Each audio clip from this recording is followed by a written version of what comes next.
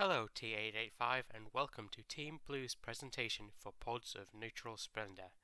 We have titled our project Ecotourism, a sustainable method of quarry reclamation and ecological education. Our initial meeting after deciding on the ponds project, our first thought was on location. The team quickly settled on somewhere close to London. There's great transport links and lots of opportunity for tourism. There are a few national parks close to London. We settled on South Downs. We then looked for a map of South Downs National Park to have a closer look at possible locations. When we zoomed in, we noticed these three strange brown marks on the landscape. We wondered what they were. Upon closer inspection, we realized they were quarries and lakes. They were made from removing stone and minerals from the land and basically destroying the landscape in the process. This gave us a spark of inspiration. Instead of taking a plot of land away from an area of natural beauty, would it be possible to create an enterprise which would take these ruined landscapes and put them back to being a natural paradise? We took this idea to our tutor. After discussing it to make sure we're fulfilling the requirements of the project, she supported our initiative. The quarry became a core area of our project. It seemed to fit in with the design requirements of the project very well. Many of the requirements of the project became features of the enterprise, such as moving every 5 years. This constraint in particular seemed difficult to solve initially. Moving an eco-resort after 5 years seemed very unenvironmental. However, for our enterprise, we'd immediately move to the next quarry. This satellite image was placed into a CAD package called Autodesk Rivet Architecture. After many days of iterations and revisions, we came up with this site plan. We would now like to show you a short flyby video. One of our many design choices was to avoid the felling of any trees currently on the site, and also try and use as much that was already on the site as possible. There's already an office block there which we would try to use as our site's reception and a car park next to it. The quarry site itself encompasses around 32 hectares. We sectioned off an 8-hectare area to the west as required by the project. We chose this to include the office block and parking. We wanted to use as much as possible already on the site, as well as having a nice view of the lake for the visitors. The main roads from the car park down to the pods are already present on the site.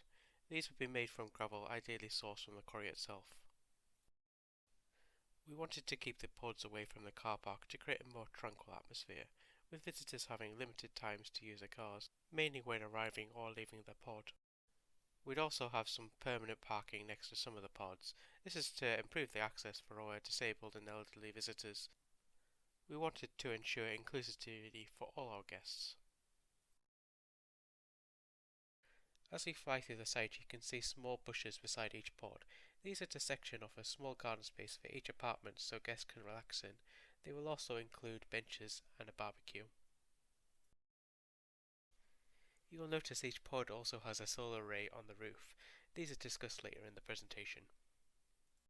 In the southern section of the site which we are now moving, the majority of the one-bedroom pods are situated.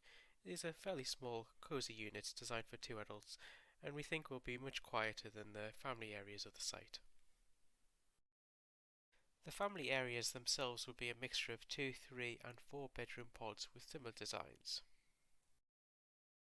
As we move around this next corner, the lake comes into view. This lake is already present on the site, though it will need to be filtered so it can be used for recreational activities. The current water looks very unclean from the aerial views.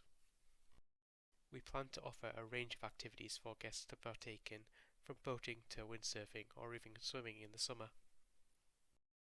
We also plan to use this body of water as an energy source for heat pumps. This will be discussed later in this presentation. The units coming up on the right are to be used as activity centres and will host lectures on renewables, sustainability concepts, demonstrations, and have parties as well as fairs and other events. Education will be an important aspect of the eco-resort. There will be a separate area of the site purpose-built for school visits. This will include 10 pods able to sleep 8 kids each, plus a pod for teachers to occupy. This area will also have a teaching unit with courses covering all of the technologies used on the site, as well as other sustainable energies and designs. All the units and pods are designed based on shipping containers which come in standard sizes. The site will use 3 main sizes which are 12 metre, 6 metre, as well as a few 3 metres ones as required. The interior of each pod will be furnished to a high standard. This will now be discussed by my colleague. As Rob previously mentioned, the basis of the pods for our accommodation, as well as our education and entertainment centres, will be the humble and universally recognised shipping container. With a surplus of second-hand shipping containers in Western economy hubs, these will provide us with a cheap and strong structure for our buildings. However, before they can be lived in on-site, they'll need to be reconditioned for their new lease of life. This process will involve ensuring that they are structurally sound, free of any rust or holes that would reduce their working lifespans. After this, we can begin to transform them into the comfortable and habitable pods of neutral splendour. To go from shipping container to shippable accommodation, we'll be installing all of the modcons you'd usually find in a regular house, including windows and doors. In order to ensure that these are both comfortable to live in and eco-friendly, we've opted to go for natural sheep's wool insulation. Sheep's wool has several eco-friendly benefits over more common insulation methods such as fiberglass or rock mineral wool. Sheep's wool is renewable, and as long as you don't kill the sheep, no natural resources are lost in its manufacture. Also, unlike fiberglass insulation, sheep's wool can be recycled at the end of its life, meaning there is even less to end up in a landfill. In addition to using eco-friendly insulation, we'll also be using windows and doors designed to reduce heat loss. Traditional UPVC double-glazed windows have a U value of 2.8 watts per meter squared per Kelvin, while triple-glazed windows have the potential for a U value as low as 0.8 watts per meter squared per Kelvin. This provides a huge reduction in the amount of heat lost through the windows and doors in the pods, meaning that our overall heating requirements for the site are much lower, using less energy and putting less strain on our systems during the colder months. By combining these and accounting for the heat input to the accommodation from people, we've achieved an average balance point of approximately 12.5 degrees centigrade. Now, as appealing as shipping containers are to look at, we'll be cladding them with certified FSC wooden cladding. This will help us achieve a much more natural look for our site, fitting in with our design ethos, as well as shielding the containers and insulation from the elements. Just like our sheep's wool insulation, FSC wood is certified as being produced from renewable sources and forests where sustainable logging is practiced. Moving on to the inside of the pods, we are looking to reduce energy use as much as possible. And this means low power LED lighting, automatically closing doors to help prevent drafts, and energy saving and energy efficient appliances. While we will be supplying beds and mattresses for our guests as standard, we will be offering bedding as a paid optional extra, and this will help to limit our outgoings on cleaning costs, as well as reducing both energy use and carbon emissions. Kitchens will be equipped with electric hobs and ovens, meaning that there will be no requirement for natural gas consumption in the pods and on site. We will also be fitting the accommodation with composting toilets, which also use recycled rainwater instead of a fresh supply. This will enable us to generate our own compost. This will benefit the landscaping and regeneration efforts on the site by providing a supply of locally sourced compost. In addition to their high level of availability and cheap initial cost, another reason that we decided to use the shipping container for our accommodation and education centres is transportation and relocation. After 5 years, as mentioned previously, we need to relocate to a new site.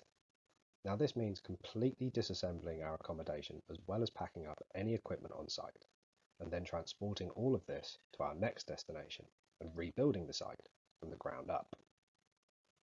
As shipping containers are, by definition, built for transport, we can integrate the standardized fixing points into the design of the accommodation pods. We can then use a small fleet of HIAB trucks to transport these.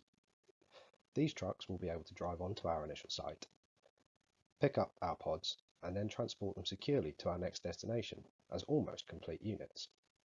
By doing this, we limit the overall costs associated with relocation by reducing labour required to dismantle and reassemble the pods, as well as eliminating the need for standalone cranes and separate lorries, which can incur incredibly high rental costs.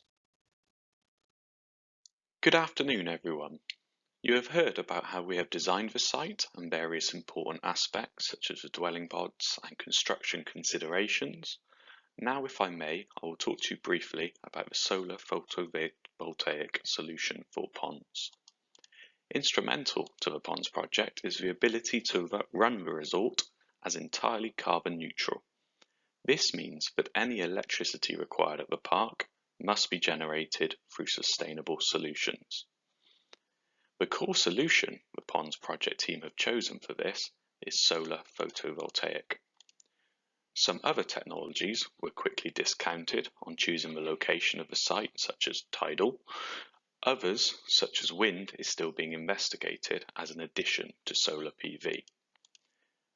PV was chosen due to the favourable weather conditions in the South Downs location, that is, relative to much of the UK. Furthermore, rapid investment and advancement is being made in solar panel technology, therefore showing that this option has longevity. Initially, investigation was carried out to ensure that a solar system would even be sufficient for the purpose of running the resort. In order to understand this, an appreciation of the required electrical demand was needed. A study carried out by Intertek of over 250 UK households was used for this purpose.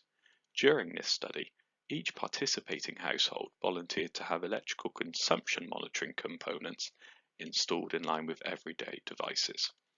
The average consumption figures of those devices have been used to inform the expectant electrical demand on the resort, as can be seen in this table. Next, an understanding of the potential output of solar panels is required. This has been modelled in MATLAB Simulink software. This model provides the ability to simulate the output of any specific solar panel when subjected to an irradiance. In this case, an irradiance of 1254.3 was used, as this is the annual average for the location in the South Downs, as provided by the largest meteorological database. The model was configured with various panels from a host of common manufacturers in a design of 2 panels connected in series, the output of which is shown in this table. This data provides several options of effective solar panel solutions from which the Ponds project team could base their solution. Following this, the full end-to-end solution needed to be designed. On proving the potentials of using PV energy to support the resort, the team decided that it would be beneficial to go a step further. In addition to supporting the resort, we would generate extra electricity in order to feed back to the grid. This has 2 key benefits. Firstly, a local battery solution would not be required. This is expensive and comes with maintenance responsibilities, not to mention the manufacture of said batteries being harmful to the environment. Instead, electricity will be fed into the grid and retaken where required.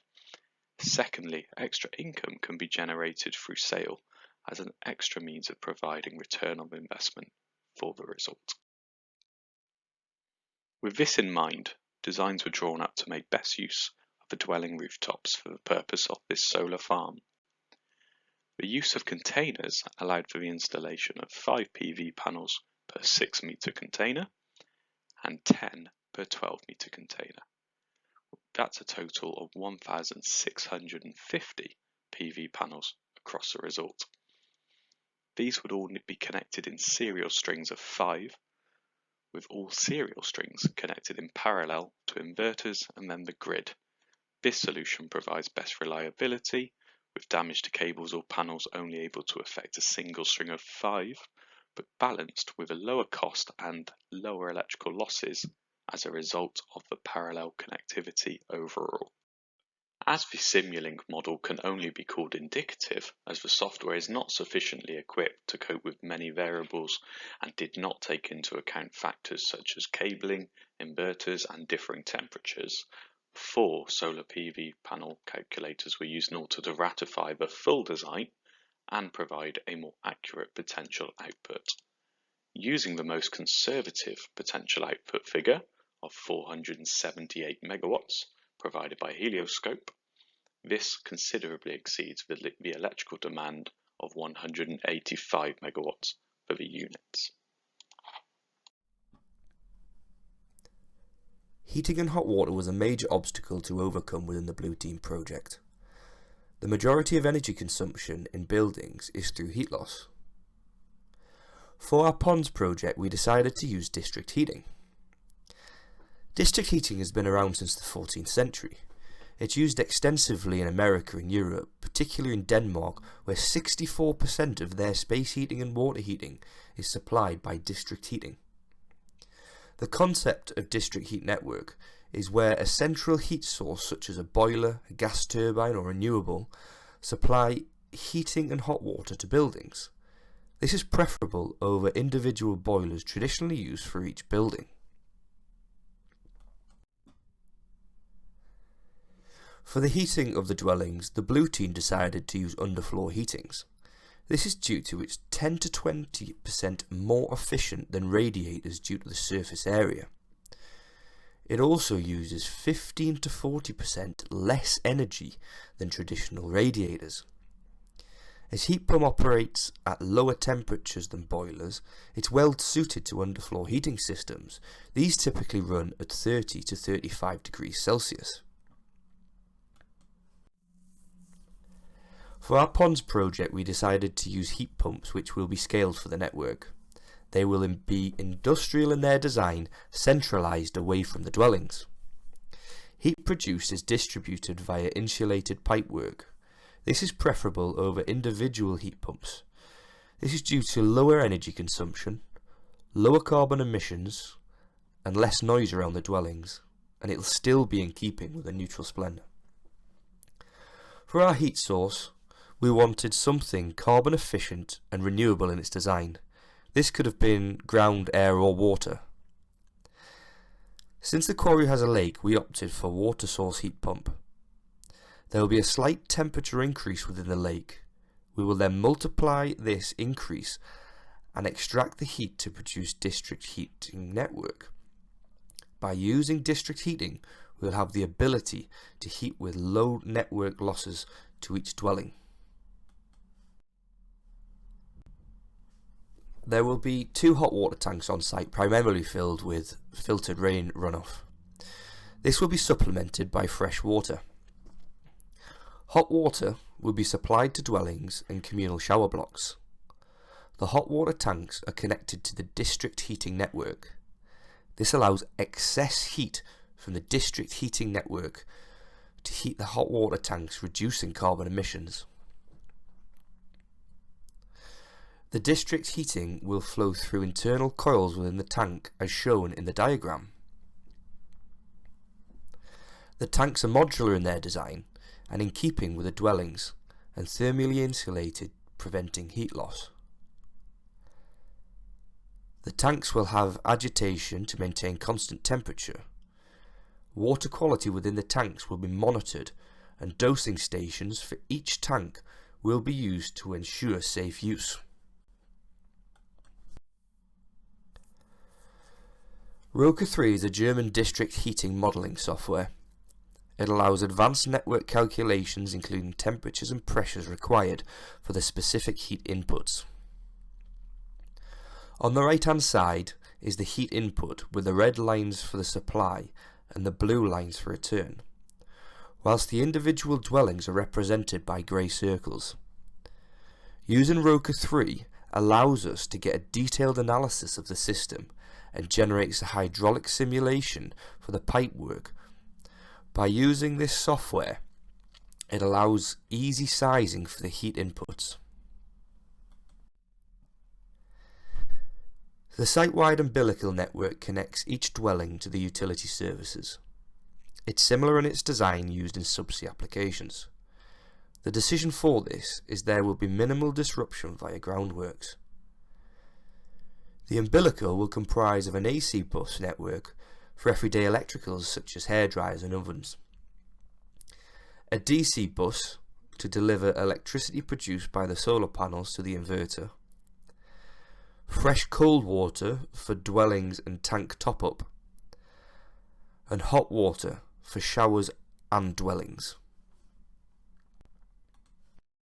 Obviously, utilities are not the only considerations when looking into the sustainable engineering elements of a project, and the site will also require infrastructure from a civil engineering perspective for items such as roads, drainage and landscaping.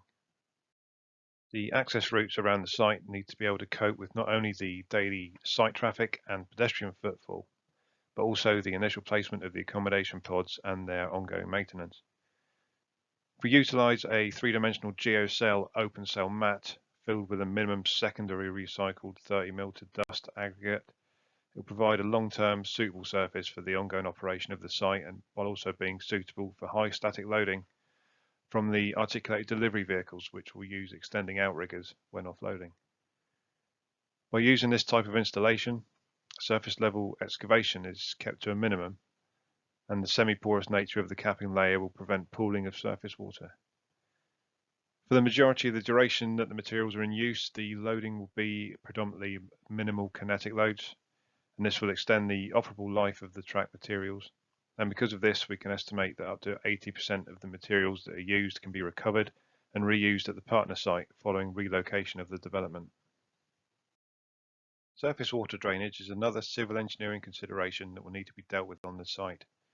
For this, a network of shallow perforated land drains will be installed below the access tracks, and again this will minimise the quantity of excavation required into the ground, and while still transferring the percolating groundwater and any surface runoff away from the residential areas. The network of drains will culminate via a fuel and contaminant interceptor unit into a sustainable drainage crate system, or a SUDS crate. And this crate system provides temporary storage, approximately 100 cubic meters or 100,000 cubic litres on this site, and the held water can freely drain away to adjacent ground when the water tables sufficiently drop to allow this to happen. Also, having no connection to the mains drainage system means that the development adds no additional loading to the existing local infrastructure. In order to stabilise the banks of the existing water body on the site and transform it into a peaceful space for visitors to enjoy, landscaping measures will be needed, and these will comprise willow spiling on steeper inclines, being constructed from reclaimed willow whips weaved into a natural support wall and held in place with willow stakes, and also pre-planted coir rolls and erosion protection mats on shallower inclines. The measures used will prevent the ground slipping and any erosion while still being aesthetically pleasing and providing additional habitat for local wildlife. Particularly, the coir rolls provide an instant habitat for water voles. It also will encourage aquatic insect activity and aid the establishment of aquatic plants without requiring excavation into the existing bank slopes. Here we have developed the indicative costs to actually clear the site and install the infrastructure. The capital expenditure costs shown in item 2 include the purchase of the container units that would be reconditioned into the accommodation pods and the advanced ordering of some sustainably powered site maintenance vehicles.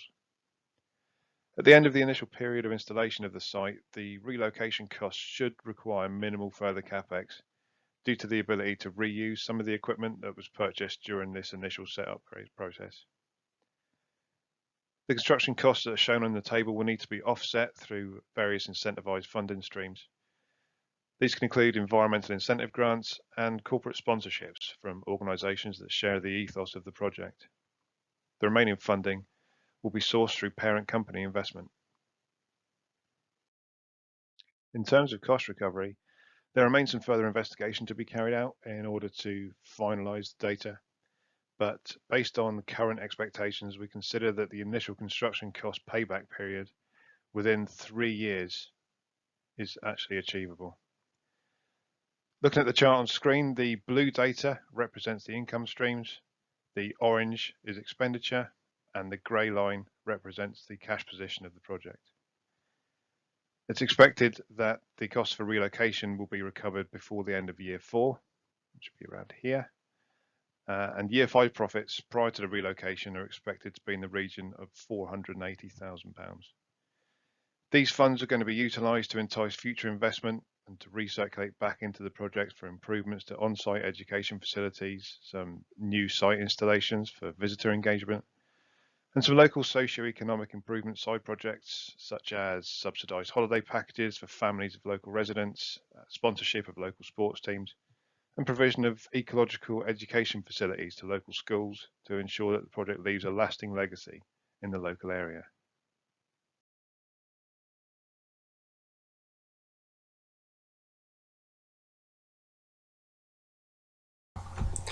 And that brings us to the conclusion of the Blue Team's presentation on the Pods of Neutral Splendour project. Thank you for watching and listening. We would now like to open to the audience and answer any questions that you may have regarding our presentation. Thank you.